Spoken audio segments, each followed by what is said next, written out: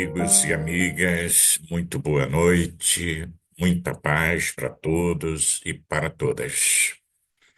Estamos de volta para o nosso estudo, para nossas reflexões em torno do livro Desafios e Soluções, ou Vida, Desafios e Soluções, de Joana de Ângeles.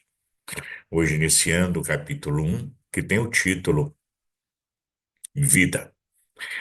E vamos ver os dois primeiros itens que ela nos propõe nesse capítulo 1, que é a definição e proposta e os impedimentos que ocorrem normalmente dentro das nossas existências. Nesse item definição e proposta, ela propõe que os bons dicionaristas definem a vida como sendo um conjunto de várias propriedades e qualidades, graças às quais tanto animais e plantas, ao contrário dos seres mortos ou inorgânicos, né, ou da matéria bruta, se mantêm em contínua atividade, manifestada em funções orgânicas tais como o metabolismo, o crescimento, a reação a determinados estímulos, a adaptação ao meio e a reprodução. E isso segundo o dicionário Aurélio da língua portuguesa, né? Mas a vida também pode ser considerada como sendo aquele período que medeia as ações e reações e que vitalizam os seres vivos como resultado de organizações celulares de grandiosa complexidade que se desenvolvem entre o nascimento e a morte. Muito bem. Essa vida na Terra, segundo alguns aventam a hipótese de que ela poderia ter surgido no período pré-cambriano, apesar de não haver fósseis desse período. E que no período seguinte, né, o período imediato, o cambriano, você já tem uma presença muito volumosa da fauna, rica e bastante diversificada. E aí então que surge a estrutura celular, podendo então se estabelecer a identificação do ser vivo. A exceção às vezes no caso dos vírus, onde alguns deles, por não possuírem ainda uma estrutura celular, não são considerados como tais. Aí você veja como é complexo essa coisa de você definir o que é vida. E por falar em complexidade, veja, normalmente aqui a gente define a vida como sendo aquele intervalo que vai do nascimento ou do surgimento do indivíduo biológico, a partir da fecundação, até a sua morte ou a decomposição corporal. Mas veja você, se nós partirmos aqui do princípio que a alma é imortal, que quando nós deixamos um corpo físico através da desencarnação, como nós denominamos no Espiritismo, né, nós vamos para um mundo espiritual. E nesse mundo espiritual, nós estamos vivos, apesar de não ter um corpo mais de carne. Então vejam vocês a complexidade, que a vida não pode ser apenas definida como sendo com essas características puramente biológicas, materiais, como normalmente nós nominamos, né? Então, ela se expressa antes da reencarnação, porque estávamos vivos, e vamos continuar vivos quando mergulhamos no corpo, só que aí vamos ter agora um corpo biológico revestindo a alma. E quando da morte e da desencarnação, você deixa esse corpo biológico para trás, vai devolver os seus elementos à Mãe Terra e vai seguir a sua viagem em corpo espiritual, mas continua vivo. Por isso a gente costuma dizer assim, que a vida com V maiúsculo é aquela que se estabelece antes do berço, continua na vida biológica e vai continuar na vida espiritual. Então, ela nunca cessa, ela continua sempre. Então, todos os seres vivos dependem grandemente, sobretudo, do consumo de energia. E a energia básica elementar que deu origem a tudo isso, nós vimos lá na reflexão sobre o prefácio, que vem do psiquismo, divino, que de uma certa forma coloca em nós como se fosse essa semente para que ela possa então fazer a devida germinação.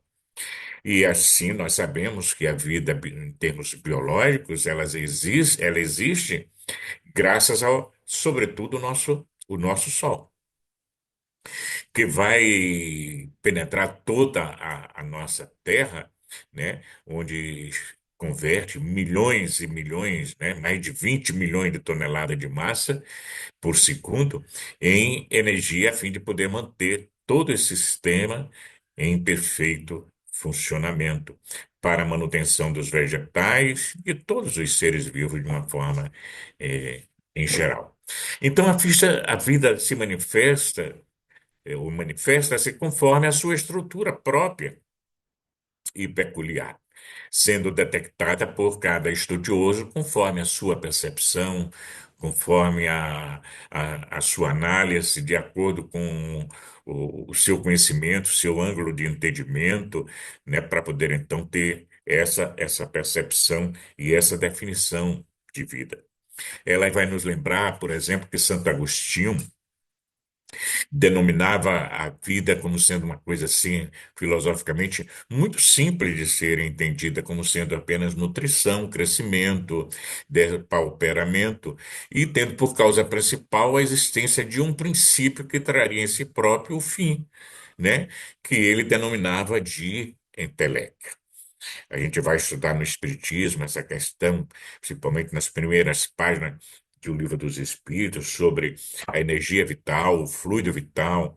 Kardec volta a esse tema também no livro A Gênese para um maior entendimento sobre a questão, de que o fato é que existe em nós uma energia que nos proporciona a vitalidade no corpo, né? Já outros pesquisadores acham impossível definir a vida. O fato é que cada um tem uma forma de encarar, de definir, porque tudo, na verdade, é a percepção da pessoa. Daí porque os mecanicistas vão elucidar que a vida se originou através dos fenômenos totalmente físico-químicos. Os vitalistas acreditam na vigência ou na existência de um princípio vital, como é o caso do Espiritismo, que acredita na existência dessa energia, desse princípio vital, proporcionando a existência da vida e com a capacidade de transformar essa matéria inerte em matéria animada ou pulsante, ou seja, viva. Já o materialismo dialético apresenta o conceito de que a vida se teria originado em um sistema no qual tudo se modifica, tudo se transforma em um incessante movimento de superação de umas partes por outras, em que não há fenômenos propriamente isolados, mas tudo está relacionado, tudo está devidamente conectado. Para o espiritualismo, essa realidade de um ser transcendente que a criou, caso aqui Deus, ou o psiquismo divino, e que, de uma certa forma, a mantém, facultando-lhe um desdobramento infinito em quantidade e qualidade que se direciona, no rumo da perfeição, no rumo da plenitude. O biólogo vai dizer que a vida é simplesmente o resultado da organização celular em formidáveis aglutinações, formando órgãos, sistemas, funções que se individualizam. O filósofo vai apresentar formulações diferentes que decorrem da sua ótica vivencial, cultural, experimental, concordando com a escola a que, porventura, ele esteja vinculado. Então, ela vai propor ainda que o artista, né, também vai definir a vida conforme a área que se dedique. Tentará traduzi-la em beleza, em majestade, copiando-a, manifestando-a com deslumbramento ou desencanto em relação à estrutura psicológica que lhe seja peculiar.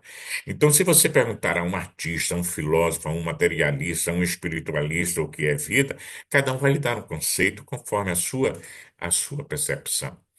No entanto, a gente não pode deixar de considerar, à luz da doutrina espírita, como ela afirmou já desde o prefácio, que a sua origem, a da vida, é o psiquismo divino. É Deus, é o Criador, como nós queiramos chamá-lo, grande princípio, a grande luz, como se queira denominá-lo. E que é esse psiquismo divino que a mantém, né? Daí porque nós, de uma certa forma, quando nós somos criados simples e ignorantes, vimos isso no encontro passado, mergulhamos na existência, é como se fosse, né? Segundo Pietro Baldi, um processo de involução, onde você desce para depois realizar um trabalho de evolução, de retorno ao divino, de onde você saiu. Só que esse retorno de uma forma consciente, de uma forma, de uma forma plena. Daí porque quando nós vamos aumentando cada vez mais a nossa capacidade de compreender a vida, nós vamos percebendo qual é o seu sentido, qual é a sua finalidade. E o fato é que quando a gente diz que Deus é o criador de tudo isso, nós vamos encontrar nele aquele artista perfeito que define a vida e que trabalha todos os elementos da natureza. Nós vamos encontrar nele o físico incomparável, ajustando todos os campos de energia para que esse milagre da vida se manifeste. Aquele químico também fantástico para poder reunir os elementos, para poder fazer essa geração de vida surgir. Então, é uma forma de a gente ver que esse Criador, essa energia divina que é responsável por tudo isso, né, é perfeitamente concebível com a definição que a doutrina espírita dá de Deus. Porque quando Kardec pergunta o que é Deus, eles respondem os espíritos: inteligência suprema, causa primeira de todas as coisas, significando que não há inteligência maior do que Deus. Somos seres inteligentes, sim. Somos seus filhos, somos criação sua, tá? Mas ele é inteligência absoluta. Ele é a inteligência maior e que comanda todo esse processo sem que nós logremos compreender bem como, de uma certa forma, isso se dá. E adiante, Joana vai propor que a vida é Deus. E por isso, ainda difícil, se não impossível, de ser compreendida de uma forma total, abrangente. Além das suas várias manifestações que fazem parte do nosso processo de realidade enquanto seres que somos, portanto, precedendo ao surgimento da forma material e sobrevivendo à decomposição dessa mesma forma material. E a gente se pergunta, mas como é que isso se dá? Tem coisas que ainda existe uma grande interrogação. E os próprios espíritos noticiam isso, porque muitos deles, como o próprio Emmanuel, que às vezes coloca que no estágio mental de evolução em que se encontra, há determinadas questões que ainda são inabordáveis. Porque nós não temos como absorver tudo de uma vez no estágio mental, intelectual, moral em que nós nos, nos encontramos. Mas o importante é entender que ela existe, que ela está presente, porque afinal de contas nós somos seres vivos, e a lógica vai nos sinalizando que a vida não faz muito sentido se a gente for analisar dentro daquela ótica materialista, de que tudo começa no berço e tudo termina no, no túmulo. E aí ela vai também fazer vários comentários, várias análises sobre a questão do que ela chama de impedimentos naturais. E aí esses impedimentos podem ser domésticos, afetivos, sociais, econômicos e também dentro do interrelacionamento pessoal. Porque quando a gente estuda o início da vida no planeta, a gente pode imaginar os graves impedimentos que existiam para o aparecimento da vida. E a gente vê as descrições de André Luiz em Evolução em Dois Mundos, em A Caminho da Luz, Emmanuel colocando como era no início, as temperaturas muito elevadas, como os próprios estudos hoje da própria ciência sinalizam, né? As convulsões geológicas incessantes, os gases venenosos que paravam na atmosfera. Então, tudo era muito difícil para que houvesse a manifestação da vida. No entanto, lentamente, pacientemente, o psiquismo existente na imensa geleia, como descreve os espíritos, desce à Terra, onde o clima então vai ficando mais ameno e vai envolvendo todo o orbe a partir do instante que desce para as águas abissais dos oceanos, dando início, portanto, as primeiras moléculas, na razão direta em que esse calor exuberante vai diminuindo e as condições climáticas vão se tornando mais favoráveis à manifestação da, da vida. Então, a gente percebe que, obedecendo a uma espécie de hábil e complexa programação transcendental, como diz Joana de Anjos, que vem do alto, que vem dessa programática divina, começa o processo de aglutinação molecular e o hálito divino em forma de vida passou a sustentar todas as organizações iniciais. Então, é todo um início de processo evolutivo que se dá do princípio inteligente no globo terrestre. E passados aproximadamente 2 bilhões de anos, o ser humano direciona o seu pensamento para as conquistas do macrocosmo, enviando sondas espaciais que lhe facultam o conhecimento mais profundo do sistema solar e continua avançando em direção cada vez mais audaciosa no rumo do mais além, além da sua órbita.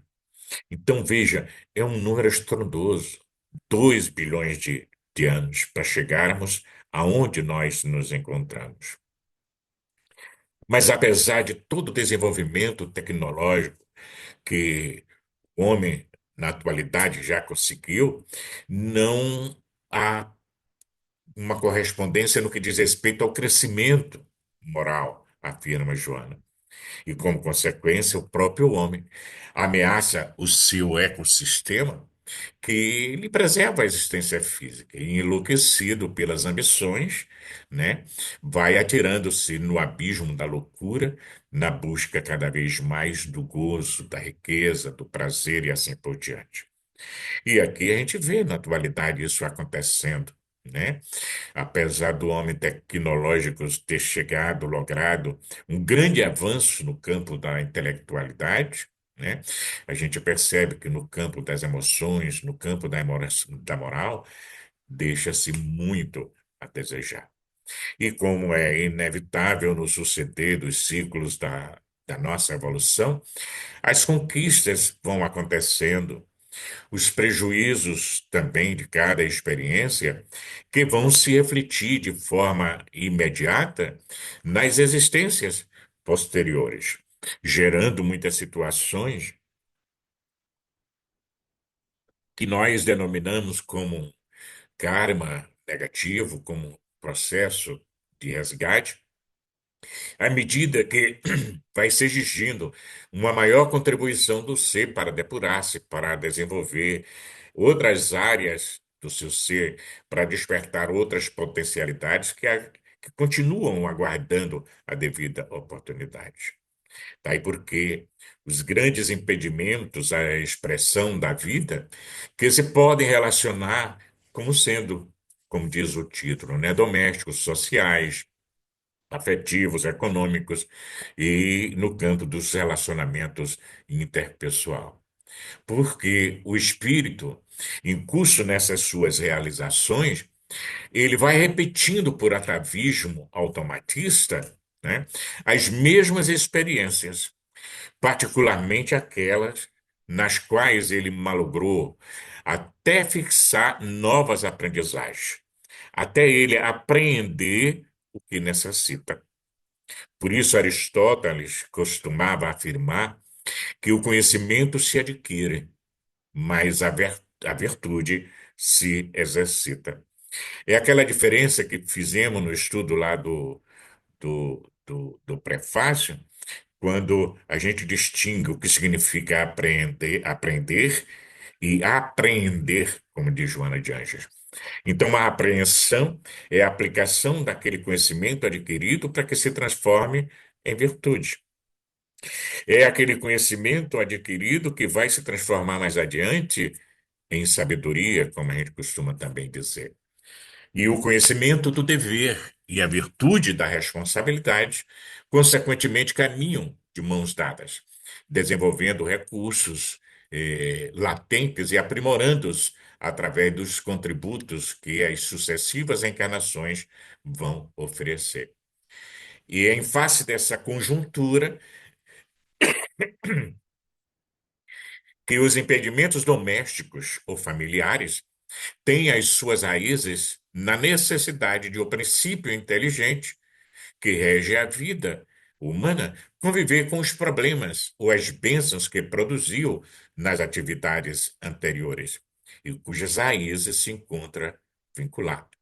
São, como dissemos no estudo anterior, as heranças psicológicas que nós trazemos das vidas passadas. Então, lares difíceis, enumera Joana de Ângeles, relacionamentos familiares ásperos, presença de mãe dominadora e de pai autoritário, fomentando o surgimento de conflitos na personalidade infantil, remontam aos períodos passados de alucinação, onde havia predominância, sobretudo, do instinto e do desregramento. Então, à medida que o ser evolui e se compenetram os pais do que significa o lar, que ele, o lar, é o santuário para a vida humana, e não simplesmente um campo de disputas para a supremacia do próprio ego. E quando os adultos se conscientizarem que a educação é um ato de amor e não um meio de intimidar, de descarregar problemas, quando as pessoas perceberem e entenderem a família como um compromisso dignificador e não um ringue de lutas, as trágicas ocorrências do abuso infantil, pela violência, pela indiferença, pelo estupro, pela miséria em que nasce o ser, e a ela fica relegado, cederão lugar à construção de uma sociedade mais justa, mais humana, mais equânime, mais feliz. Isso porque, normalmente, a criança maltratada, afirma Joana de Ângeles, sob qualquer aspecto que se considere, projeta contra a sociedade o espectro do terror que a oprime, do abandono em que ela se despedaça. Na primeira oportunidade, vai tentar cobrar pela crueldade o amor que lhe foi negado. Então, de uma certa forma, a gente tem aí um entendimento do que acontece na sociedade atual, na predominância dos ódios, né, da criminalidade exorbitante nos momentos atuais que nós vivemos. Daí porque a própria psicologia, e ela também aqui, a Joana, propõe, né, que se você for investigar a origem dos problemas sociais na área, principalmente dos crimes,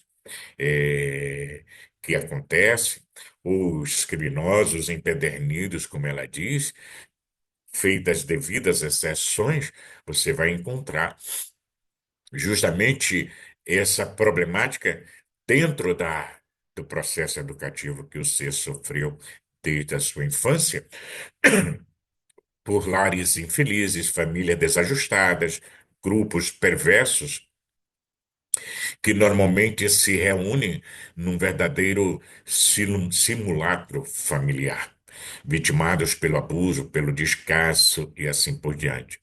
E as exceções que são feitas porque existem aqueles que já trazem consigo as suas heranças psicológicas mais intensas, mais fortes, porque trazem uma natureza patológica a partir da sua hereditariedade e dos comprometimentos obsessivos pelas experiências do passado. Então, o impedimento familiar vai ser superado a partir da consciência de amor, entendendo as circunstâncias do renascimento e administrando, consequentemente, os conflitos mediante as terapias especializadas e a convivência com grupos de auxílio e de sustentação. É o que Joana propõe nessas reflexões. Daí porque vão surgir também os impedimentos afetivos, que resultam, por sua vez, de inúmeros fatores, entre os quais o próprio desajuste emocional do indivíduo, manifestando-se muitas vezes como timidez, complexo de inferioridade, de superioridade, narcisismo e outros mais. Hoje, graças às ciências psíquicas, que podem ser muito bem trabalhadas para que o indivíduo encontre o caminho da paz interior e da própria felicidade.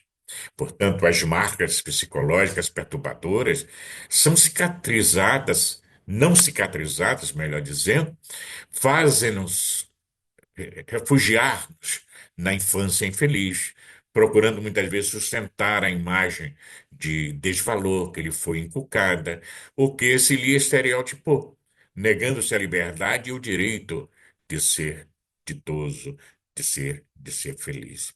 Porque a pessoa é castrada nos sentimentos do amor. E por não ter tido essa experiência de amorosidade, ela anela pela afetividade, que ao mesmo tempo que anela, ela teme encontrá-la. Daí porque, às vezes, o receio de amar. E às vezes algumas pessoas até mesmo não acreditando que mereça qualquer tipo de afeto, qualquer tipo de amor, qualquer tipo de carinho ou de consideração.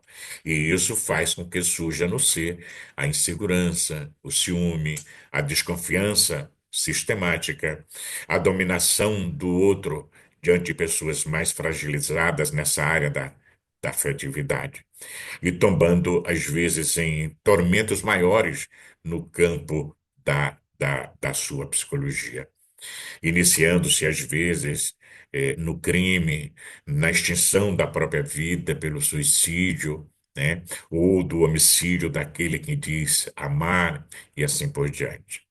Então, é uma gama muito grande de conflitos perturbadores e o indivíduo, dentro desse convívio, ele acaba se dissociando do convívio social. A princípio, vai fragmentando cada vez mais a sua personalidade, que vai se sentindo despedaçada, destroçada, triturada dentro desse processo, e às vezes derrapando em, em em atitudes, digamos, de autocomiseração, de vitimização, de agressividade, e a depender do próprio arcabouço psicológico da pessoa, partindo-se para situações de maior gravidade. Então, é uma conjuntura aflitiva que a humanidade atual vive dentro desse convívio social, que acaba se tornando muitas vezes insuportável, levando o indivíduo às fugas espetaculares, seja pelas drogas, seja pela violência, pela agressividade, pelo suicídio e assim por diante. Muitas vezes, ela propõe essa reflexão, o grupo social ele é muito fechado. Ele tem um impeditivo de crescimento, evitando que novos membros se lhe associem e acaba com isso constituindo um estágio primário dentro do processo da evolução. Assim, temendo a invasão da privacidade que preserva como mecanismo de de autodefesa. No entanto, grande número de vezes é ele próprio, inseguro, atormentado, o indivíduo, que rejeita a sociedade, refugiando-se em desculpa de que não seria aceito caso insistisse, mesmo vencendo os seus limites e as suas resistências. O fato é que há sempre um mecanismo de autopreservação quando se trata da própria personalidade conflituosa em relação ao comportamento social, portanto, evitando o grupo e acusando de rejeição.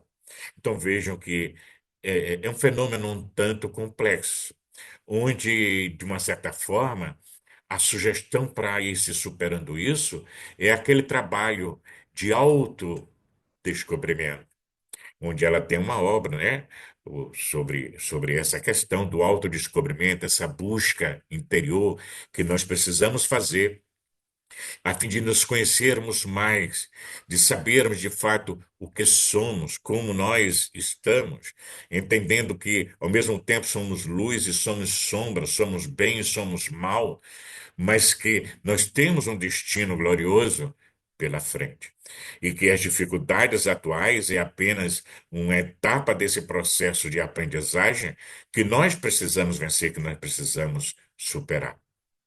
E ainda assim, ela vai também falar das dificuldades financeiras que muitas vezes geram impedimentos para essa planificação existencial por possibilitarem complexos, né, o surgimento de complexos de inferioridade econômica entre aquelas pessoas que aparentemente são triunfadoras e que dispõem de recursos para desfilar no seu triunfo, né, sem terem muitas dificuldades no campo da saúde e da felicidade de uma forma assim generalizada. Então, o fato é que os valores amoedados eles realmente ajudam bastante o indivíduo na superação de determinados desafios, determinadas dificuldades. Mas ela vai afirmar categoricamente que isso também não é motivo para que a pessoa seja infeliz, porque tudo vai depender da aplicação dos valores amoedados que você traz consigo para lhe gerar maior felicidade ou até mesmo maiores dificuldades, né?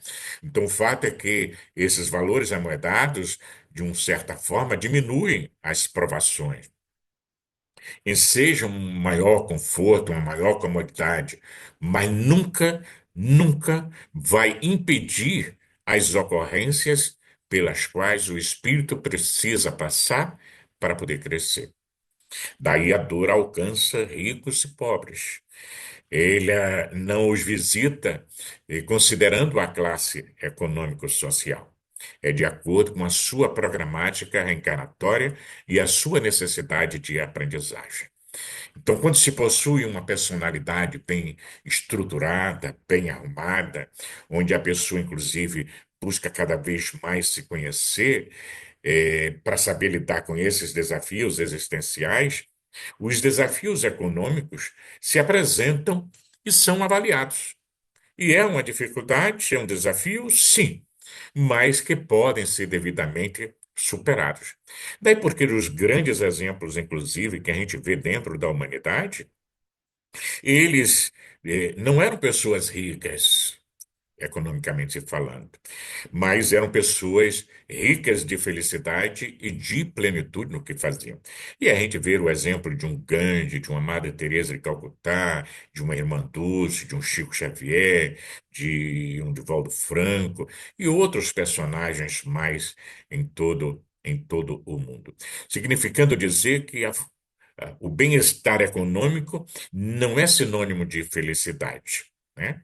Então, desse modo, a gente pode perceber que os recursos econômicos, financeiros, nos ajudam a estar melhor dentro da existência física, diminuindo algumas dificuldades que poderiam ou podem surgir dentro dessa área econômica ou até mesmo da, da saúde.